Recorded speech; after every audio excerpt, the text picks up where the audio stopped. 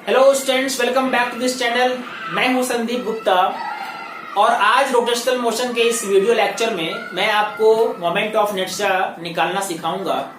कुछ और regular bodies, कुछ और mass distribution, uniform mass distribution वाले बॉडी जैसे रिंग, स्फीयर, सिलेंडर। अभी तक हमने क्या क्या निकाला है? अभी तक हमने निकाला है मोमेंट ऑफ इनर्शिया रॉड का, लैमिनर बॉडी में ट्रायंगुलर लेमिना, रेक्टेंगुलर लेमिना और स्क्वायर लेमिना। इतना हम अभी तक सीख चुके हैं। ठीक है, तो आज हम कुछ और बॉडी का मोमेंट ऑफ इनर्शिया निकालेंगे।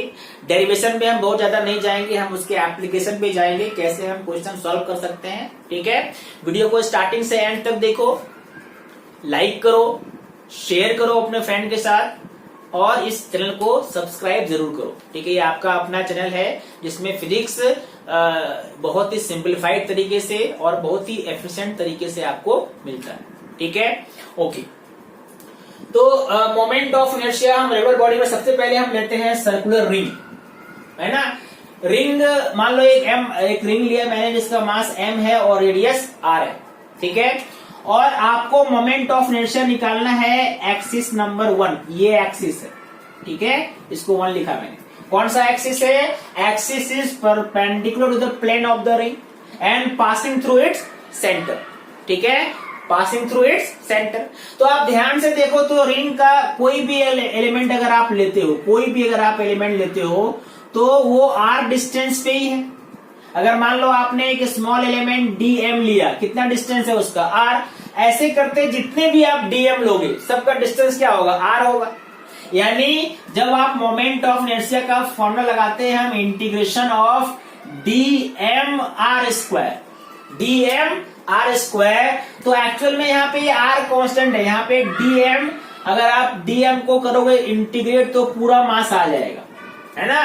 दैट मीन्स ये फॉर्मूला मोमेंट ऑफ इनर्शिया का अबाउट फर्स्ट एक्सिस कितना होने वाला है? ये होने वाला है I1 equal to mr square.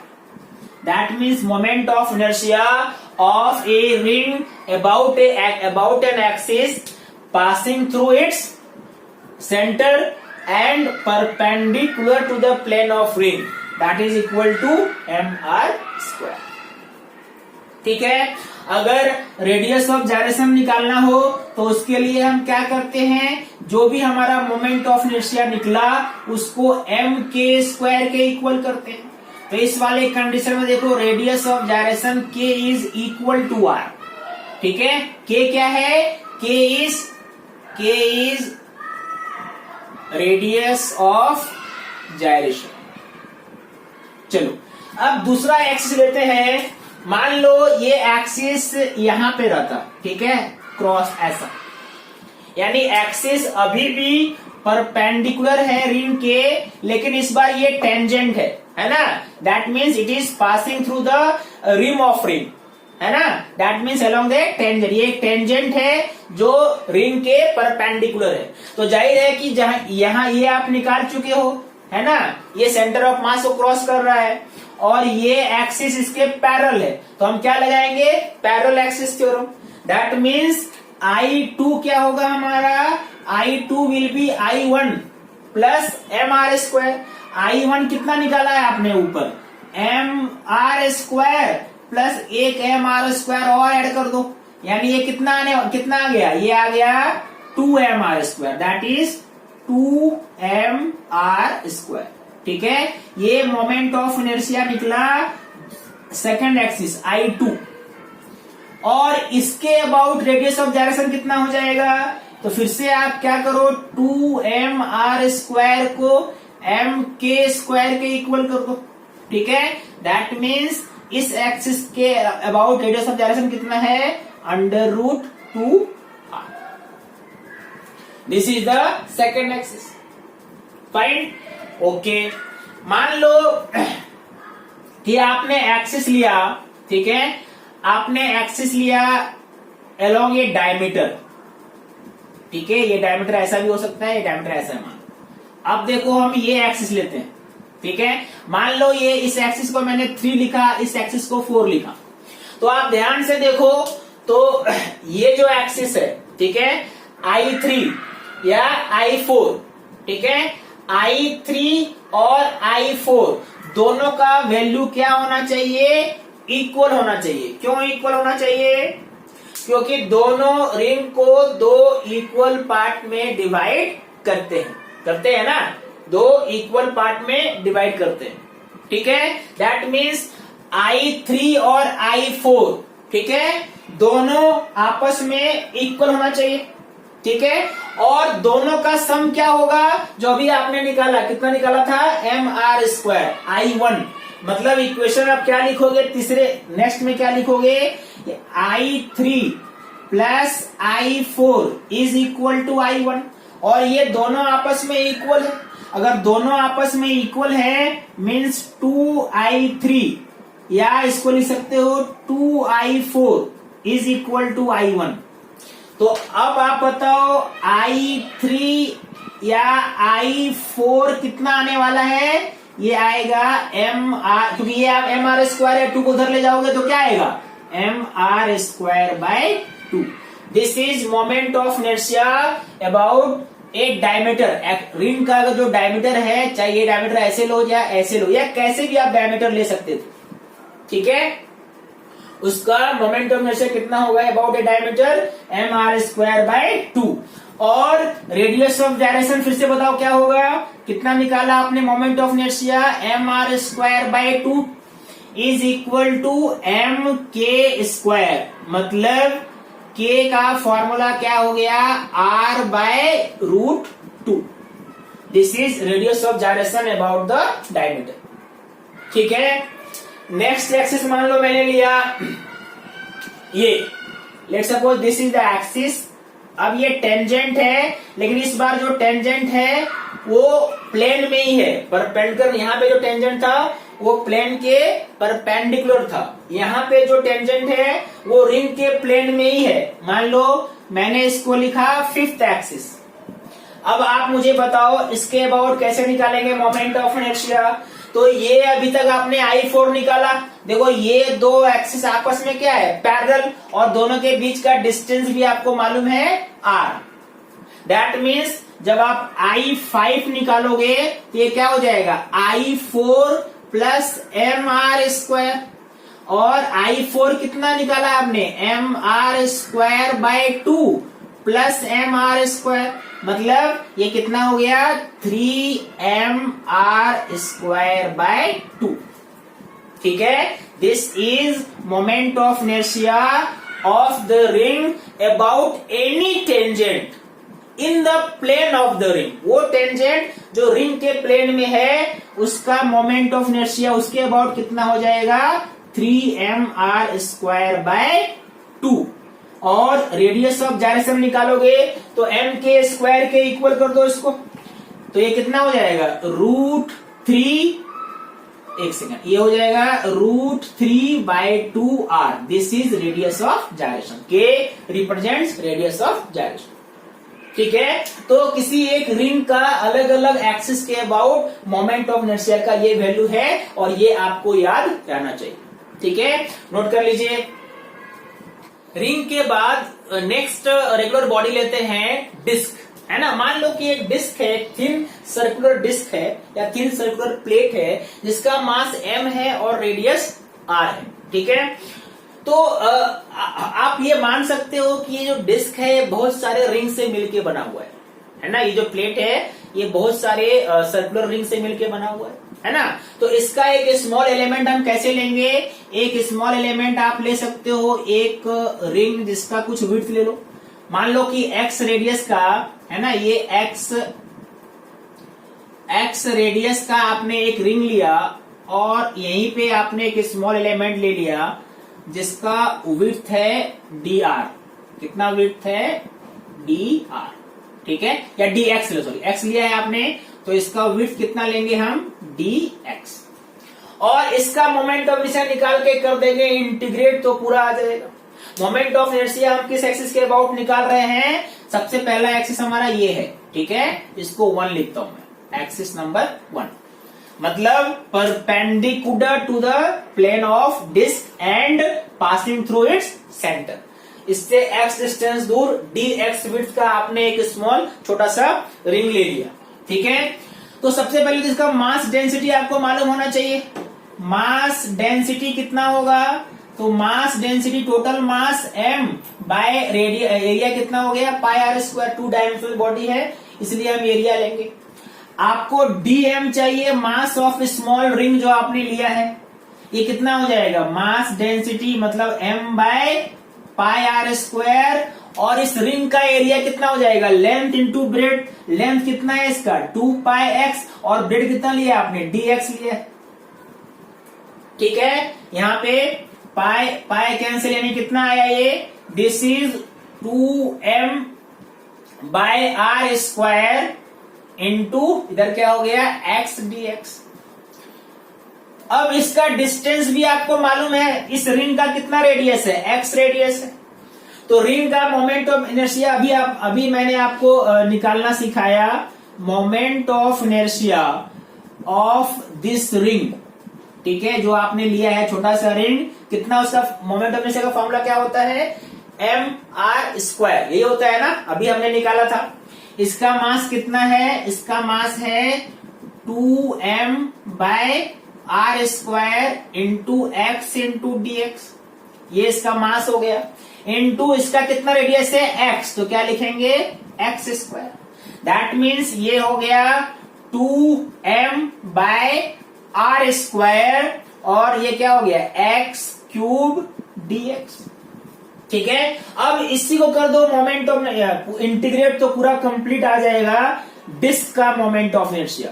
Moment of inertia of disc I equal to integrate करेंगे 2m by r square, constant है बाहर रहेगा, इंटीग्रेशन x क्यूब dx का। और यहां से लेके यहां तक करेंगे इंटीग्रेट, मतलब 0 से r। कितना हो जाएगा ये? 2m by r square into ये हो जाएगा x 4/4। x की जगह में r रख दो, मतलब r 4/4। यानी ये कितना हो गया? फॉर्मूला कितना आया इसका? mr square by 2। That means moment of inertia about given axis, जो मैंने फर्स्ट एक्सिस लिया है I1, ये कितना आया? mr square by 2। This is moment of inertia of the disc. ठीक है, समझ में आया? अच्छे से नोट कर लो एक बार। अब चलो दूसरे एक्सिस के अबाउट निकालते हैं। ठीक है, ये अभी हमने जो निकाला ये कौन सा एक्सिस था? ये था axis passing through the centre and perpendicular, ये एक्सिस था। ठीक है, एक्सिस नंबर 1। और इसका वैल्यू कितना आया? I1 equal to mr square by 2। ठीक है, अगर मान लो मैंने बोला कि ये एक्सिस है, यहां पे आप देखो ये एक्सिस है ऐसा, यानी ये टेंजेंट है लेकिन डिस्क के परपेंडिकुलर है, मतलब perpendicular to the plane of disc. फिर से आप लगाओगे पैरेलल एक्सिस थ्योरम। डिस्क का डिस्टेंस कितना है? r, और ये कितना निकाला है आपने? mr square. दैट मीन्स अगर इसको मैंने सेकेंड एक्सिस लिया तो I2 कितना हो जाएगा? mr square by 2 plus mr square by 2 plus कितना डिस्टेंस है ये? mr स्क्वायर, मतलब ये कितना हो जाएगा? 3mr square by 2। इन सब को आप m के स्क्वायर के इक्वल करके रेडियस ऑफ जायरेशन निकाल सकते हो। ठीक है, ओके। मान लो कि मैंने बोला कि एक डायमीटर के अबाउट बताओ, कोई भी डायमीटर। ठीक है, डायमीटर ये ऐसा, ये भी हो सकता है और डायमीटर ये भी है। ठीक है, ये मान लो मैंने इसको बोला एक्सिस ये 3rd है, ये एक्सिस 4 है। ठीक है, फिर से देखो आप, ये अगर परपेंडिकुलर एक्सिस थ्योरम लगाओगे तो along x axis along y axis. ठीक है, ये I3 है और ये I4 है। ठीक है, और ये लेमिनर बॉडी है, डिस्क है, तो यहाँ पे परपेंडिकुलर एक्सिस थ्योरम हम लगा सकते हैं। मतलब आप क्या लिखोगे? I3 plus I4 is equal to I1। और I3 और I4 दोनों सिमेट्रिकल एक्सिस है, दोनों डिस्क को 2 इक्वल पार्ट में डिवाइड करता है, तो ये दोनों आपस में क्या होगा? इक्वल होगा। दैट मीन्स I3 और I4 आपस में इक्वल है, तो आप क्या लिख सकते हो? या तो 2I3 या तो 2I4 is equal to I1। यानी इसके हिसाब से I3 या I4 दोनों का वैल्यू इसका हाफ हो जाएगा, I1 का हाफ। I1 कितना है, mr²/2, हाफ करोगे कितना आएगा, mr²/4। मतलब moment of inertia of a disc about any diameter is equal to mr²/4। आप रेडियस ऑफ जायरेशन निकाल सकते हो इसको m² के इक्वल करके। अगर मान लो एक टेंजेंट जो डिस्क के प्लेन में है, ऐसा टेंजेंट लिया, मान लो मैंने इसको बोला चलो ये 5th एक्सिस के, इसके अबाउट कितना होगा। तो अब आपको मालूम है I3 मालूम है और इन दोनों के बीच का डिस्टेंस भी मालूम है r, तो अब आप I5 भी निकाल सकते हो। ठीक है, I5 कितना हो जाएगा मुझे बताओ, यहां पे बताओ। अगर मैं बोलूं चलो I5 बताओ, I5 कौन सा एक्सिस है, along a tangent in the plane of the disc.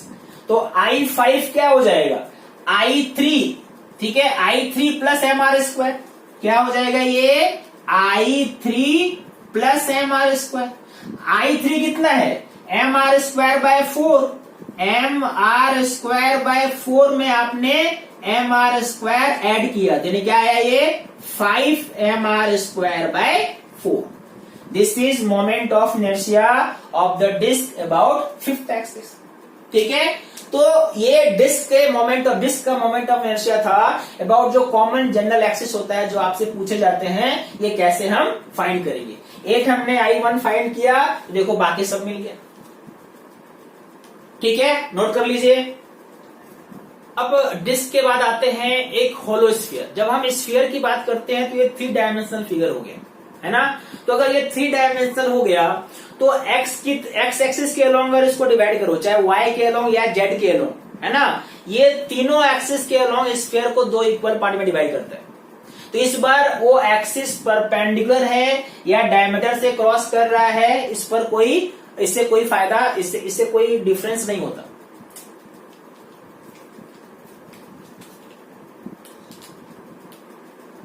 Okay, अब देखो बात करते हैं होलो स्फीयर का। होलो स्फीयर एक 3 डायमेंशनल फिगर है और इस 3 डायमेंशनल होने का मतलब ये तीनों एक्सिस के अबाउट सिमेट्रिक है, या एक्स एक्सिस भी इसको 2 इक्वल पार्ट में डिवाइड करेगा, वाई भी 2 इक्वल पार्ट में डिवाइड करेगा और जेड भी 2 इक्वल पार्ट में डिवाइड करेगा। इसलिए इस बार एक्सिस परपेंडिकुलर है या स्फीयर के प्लेन में है, अब इससे कोई फर्क नहीं पड़ता क्योंकि ये प्लेन नहीं है, ये 3 डायमेंशनल फिगर है। तो यहां पे बस 2 ही एक्सिस होगा। एक एक्सिस होगा जो या तो प्लेन में होगा और पासिंग थ्रू द सेंटर, या अगर ऐसा भी होगा तब भी दोनों एक्सिस में कोई डिफरेंस नहीं है। इस बार ये एक्सिस ऐसे भी हो सकता है, मतलब इस बार हम सिंपली क्या बोलेंगे, हम लिखेंगे पासिंग थ्रू इट्स सेंटर। ठीक है, about an axis passing through its centre, और इसका फॉर्मूला होता है 2/3 mr²। हम डेरिवेशन में नहीं जाएंगे, उसका कोई खास रूल नहीं है, है ना। हालांकि जब मैं आगे आपको नॉन यूनिफॉर्म स्फीयर के बारे में बताऊंगा तो उसमें कैसे डिराइव करते हैं ये भी आप सीखेंगे। ठीक है, अभी के लिए इसका हम बस यूज देखते हैं, अभी हम बस यूनिफॉर्म स्फीयर पढ़ रहे हैं, नॉन यूनिफॉर्म में आपको उसका आइडिया मिल जाएगा। ठीक है, तो ये कौन सा एक्सिस है, ये कोई भी एक्सिस जो सेंटर से पास कर रहा है ना। About any axis passing, about any axis passing through its center, ये कितना होने वाला है, I1 इक्वल टू 2/3 mr²। और I2 क्या है, I2 वो एक्सिस है जो टेंजेंट है। अब ये टेंजेंट ऐसे भी हो सकता है अलोंग y एक्सिस या अलोंग z एक्सिस भी हो सकता है। ठीक है, दोनों में कोई डिफरेंस नहीं है। और इसमें फिर से आप लगाओगे पैरेलल एक्सिस थ्योरम, तो कितना हो जाएगा 2/3 mr² plus mr²। That means ये कितना हो जाएगा 5 mr²/3। This is moment of inertia of the hollow sphere about any tangent drawn at any point.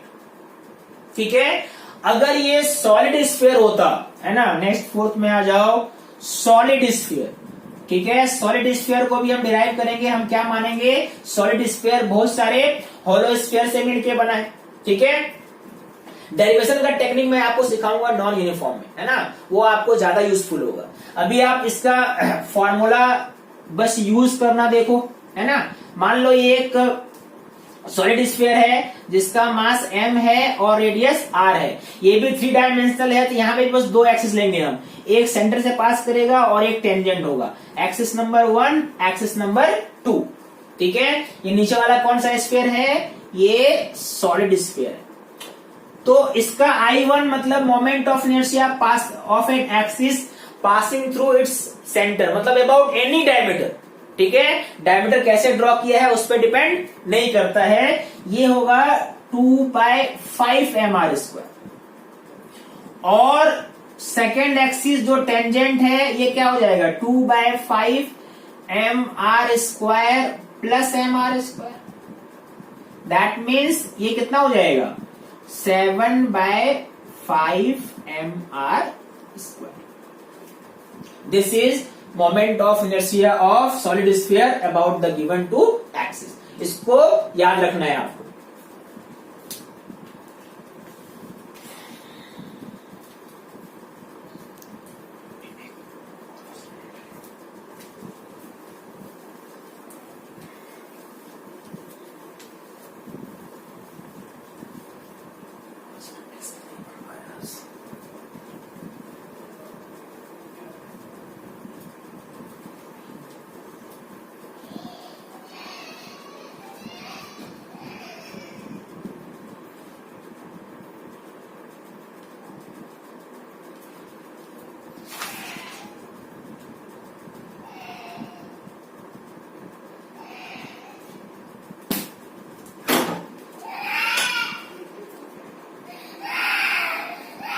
बोला भाई,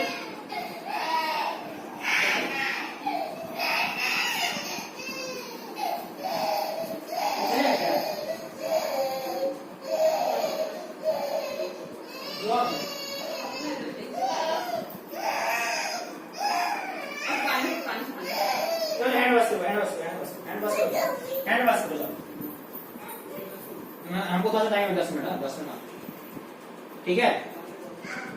5 मिनट आते हैं, 5 मिनट में आते हैं, 5 मिनट में आते हैं। बाय।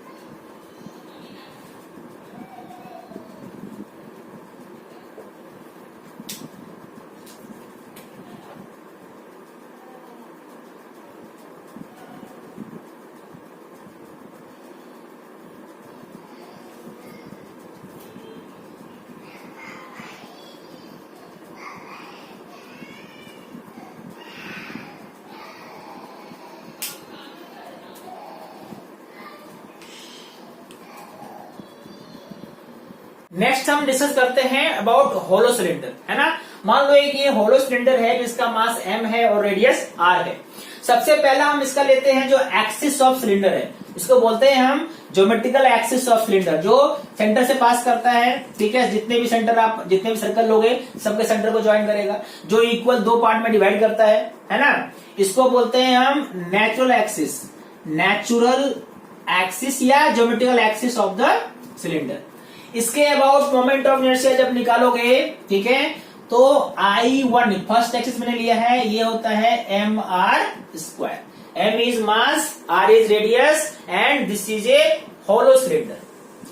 दूसरा एक्सिस आप ले सकते हो, मान लो कि इसके पैरेलल और इसके इसका जो एज है, इसका जो सरफेस है उससे क्रॉस करता हुआ, ये मान लो ये सेकंड एक्सिस मैंने लिया, ठीक है।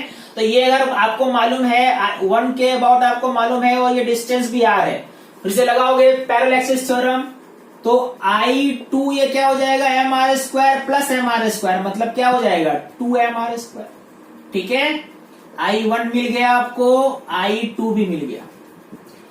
दूसरा एक्सिस हो सकता है कि आपने इसको, ये इसका सेंटर है अगर मान लो, तो ये एक्सिस ऐसा लिया आपने, ठीक है, इस एक्सिस के अबाउट लिया, मतलब जो नेचुरल एक्सिस है उसके परपेंडिकुलर और उसके सेंटर से क्रॉस करता हुआ, ठीक है, सेंटर से क्रॉस कर रहा है लेकिन ये सिलेंडर के एक्सिस के परपेंडिकुलर है, तो मान लो मैंने इसको थर्ड लिखा। I3 कितना होता है, तो ये हो जाएगा m, जहां m l square by 12 plus r square by 2, यहां पे इस l का भी रोल होगा। l क्या है, length of the cylinder, this is I3। r क्या है, रेडियस ऑफ द सिलेंडर। अगर मान लो आपने ये एक्सिस लिया, इसके पैरेलल है ना, इसके 1 से क्रॉस करता हुआ, मान लो ये मैंने इसको लिया फोर्थ एक्सिस, ये डिस्टेंस कितना है l/2 है, तो इसमें आपको l square by 4 ml square bye 4 add करोगे तो ये फॉर्मूला कितना हो जाएगा, I4 ये हो जाएगा ml square by 3 plus r square by 2, this is moment of inertia of a hollow cylinder about this axis, ठीक है, समझ में आया। ओके, होलो के बाद बात करते हैं, चलो सॉलिड सिलेंडर। अगर यही होता सॉलिड सिलेंडर है ना, इस बार हम इसको लिखेंगे सॉलिड सिलेंडर, डायग्राम वही रहने दो, ठीक है, हम फिर से वही सारे एक्सिस के बारे में बात करने वाले हैं, है ना, लेकिन इस बार ये क्या है, इस बार ये सॉलिड सिलेंडर है। तो अगर ये सॉलिड सिलेंडर है तो I1 कितना होगा बताओ, I1 हो जाएगा mr स्क्वायर बाय 2। I1 में मतलब कौन सा एक्सिस, नेचुरल एक्सिस, जिसको बोलते हैं एक्सिस ऑफ सिलेंडर, ठीक है। I2 क्या हो जाएगा, I2 passing through the surface, कितना डिस्टेंस है r, दोनों आपस में क्या है पैरेलल, तो फिर से आप लगाओगे पैरेलल एक्सिस थ्योरम, मतलब mr square by 2 plus mr square, तो ये क्या हो जाएगा 3mr स्क्वायर बाय 2, करेक्ट है। ओके, I3 बताइए, I3 इस बार देखो, इस बार कौन सा ये एक्सिस है, perpendicular to the axis of cylinder, है ना, and passing through the centre, ये अगर सेंटर है तो सेंटर से ये पास कर रहा है। इस बार इसका वैल्यू क्या हो जाएगा, ml square bye 12 plus r square bye 4, ठीक है, क्योंकि यहाँ पे mr स्क्वायर बाय 2 होता है ना, पहले वाले में क्या था mr स्क्वायर था, तो यहाँ पे आपने क्या लिखा था r स्क्वायर बाय 2, अब क्या हो जाएगा ml square bye 12 plus r square bye 4, ठीक है, बस ये चेंज याद रखो। और I4 कौन सा एक्सिस है, इसके पैरेलल, और ये कितना डिस्टेंस है l/2, तो जाहिर है कि ml स्क्वायर बाय 4 आपको इसमें ऐड करना पड़ेगा पैरेलल एक्सिस थ्योरम से, this plus ml square bye 4, और वो जब करोगे तो आएगा आपका value ml square by 3 plus r square bye 4, this is moment of inertia of solid cylinder about 4 axis, ठीक है। तो आज मैंने आपको ब्रीफली बताया अलग अलग रेगुलर बॉडीज का moment of inertia about common general axis. अब नेक्स्ट लेक्चर से हम प्रॉब्लम सॉल्व करेंगे, मोमेंट ऑफ इनर्शिया पे अलग अलग टाइप के प्रॉब्लम हम सॉल्व करेंगे, बट आपको ये सारे फॉर्मूला मैंने जो आपको बताया वो आपको याद रहना चाहिए, ठीक है।